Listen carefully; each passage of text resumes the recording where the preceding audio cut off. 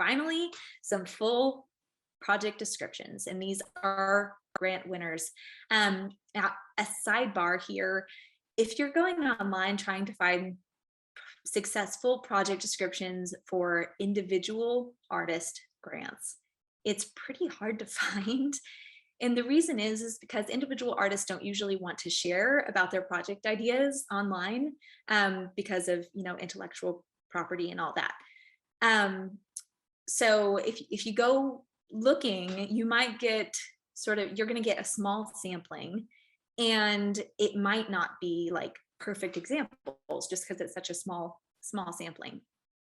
So just keep that in mind. I really dug for some examples, and I think these are good, maybe not perfect, but they all are winning proposals. So keep that in mind. All right, so let's tear it apart. So first of all, this one starts with a concept sentence. So we already looked at this one. So it gives when, what, and where for the project. Then he spends several sentences and into the next paragraph actually talking about the background information. In this case, it is the facts about this incident that the sculpture is referencing. Then his third paragraph goes into the what and the how. So it's giving some details about his process.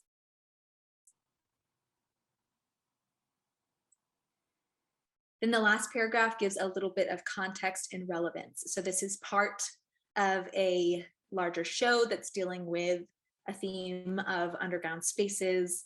And so he gives that little thematic context for the grantor. So what I'm going to ask you to think about for a minute, and if you want to answer in the chat, you're welcome. And I'm just going to talk through my own thoughts about it. But put yourself on the other side of things. And I think when you do that, you realize very quickly what's important for a project description. Imagine you're on a selection panel for a foundation grant.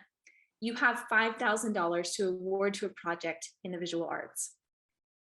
You read this, what else do you want to know?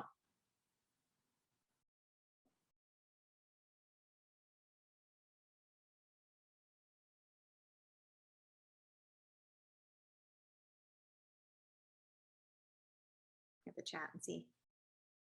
So in the chat, I want to know how this relates to his previous work. Good. How the money is going to be spent. Has he done anything like this before?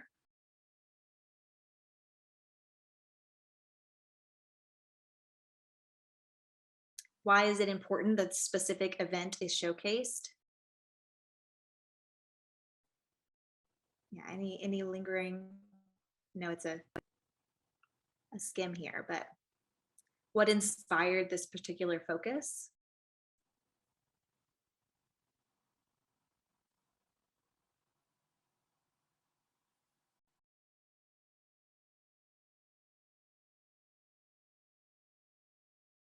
Given the scale, is it interactive? What's the ideal response to the work? What is his plan for any help he might need on such a large project? Good. Yeah. No, those are all great questions. And they're all questions that are, dealt with in those prompts that he decided not to include in his project description. One of the essential things that I feel like I'm missing is, I think, one of you really got to it, which is, why. A couple of you like, what inspired you? What's the ideal response? What's this going to look like? Yeah, there's a lot more details that you want when you've got the money in your hand and you're wanting to give it to someone and you've got maybe hundreds of applicants. You want to know, like, okay, give me a little bit more detail, right? Argue for yourself a little bit harder. Why is this important? Why do you need to do this? Because we know what the inspiration is, but we don't know why it's important and why it's a good fit for the grant, right? Now, in defense of this person who did win the grant, after all, I'll say that could have been addressed in different application questions. So let's imagine that one of the application questions said, what are your goals and objectives? One of them said, why is this a good fit for this grant, right? In which case, Of course, he's not going to cover those things in his project description, right? So here, all right. Oh, let's just stay out of it. Why don't we? Okay, so now imagine that you are the artist and this is your project and you're given a limit of 500 words. What could you add to make it stronger? Well, those things that you said were missing, right? Given a limit of 350 words though, what would you add and where could you trim? He's already at 330 words. So if you have a project description like this and you can color code it, like I've done with this one, you can clearly see that he's spending a lot of time in the blue, which is that background information, right? So I might say as an editor, okay, that's really, if you have the space, I absolutely want to hear about that.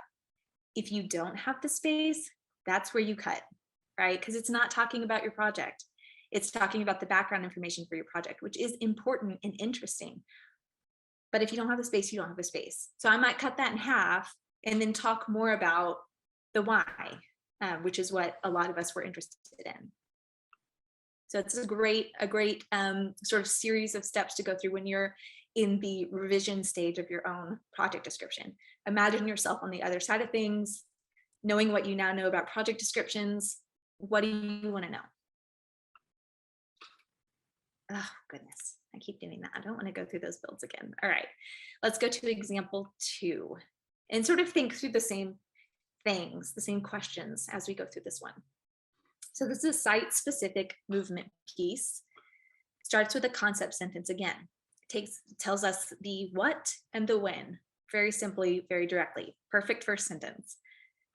The rest of the first paragraph gives more info on the piece and its basis and sort of its position in her professional development too. So this is the culmination of a lot of research that this artist has been doing. Second paragraph goes more into the what and some of the how. So you can see there's a solo performer choreographed into each of the following. So a little bit of the how and some of the why. So the first sentence here, the viewers are guided through the home to physically recreate their own psychic journeys. And then the who is the last paragraph. So the writer is the choreographer and also mentions the video artist, the lighting designer, and the performance space, and then talks about how they will choose dancers at a future date. So again, I think a lot of us would notice some similar things missing here. A lot of the why is this important? Why should we care sort of aspect of this? And again, that might have been addressed elsewhere in the application, and I'm imagining it probably was. This is also a pretty short one, 168 words. So this is pretty far below the minimum average word length that I gave you, which is 250. So if you had 250 words, you could add a lot of that to this. If you had something like 500 words, you could add even more to this, right? You could spend quite a bit of time talking about the fitness of this work for a particular grant, or the intended audience, or more about your inspiration and that research that you had done. You could talk about a lot of that because you would have the space to do it. All right, now we'll talk about something on the music side of things. This is by a pianist.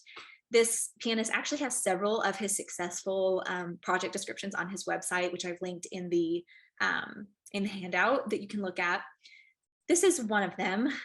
So it's a new album of original music based on the drawings and concepts of M.C. Escher. So he starts with that concept sentence, which briefly outlines what his project is. The rest of the first and into the second paragraphs go into some detail about the project and his inspiration. So a lot about his what.